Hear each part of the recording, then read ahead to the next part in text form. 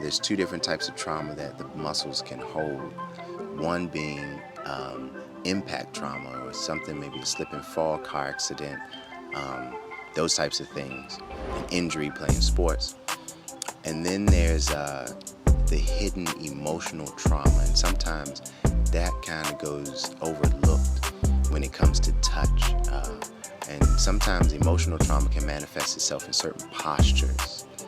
And when unraveling those postures that have become chronic and have been plaguing an individual for a period of time, the muscles can kind of hold that posture in a way that if you were to unlock those tissues, you may run into a situation where you may experience an emotional release.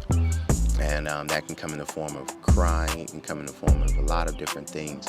And so if you do encounter that, just know that it's okay that it's happening. It's not your fault. Know that there's nothing that you can do to fix it in that moment.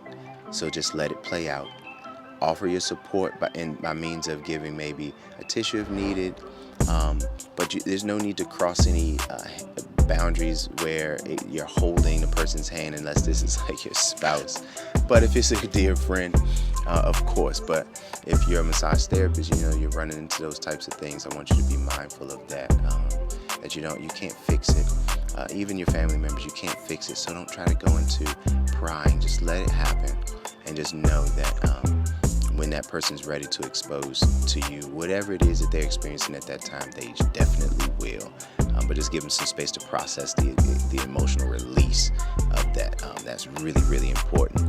And if you can manage that situation with some charisma and some care, then you'll definitely build a much better bond with the person that you're working on.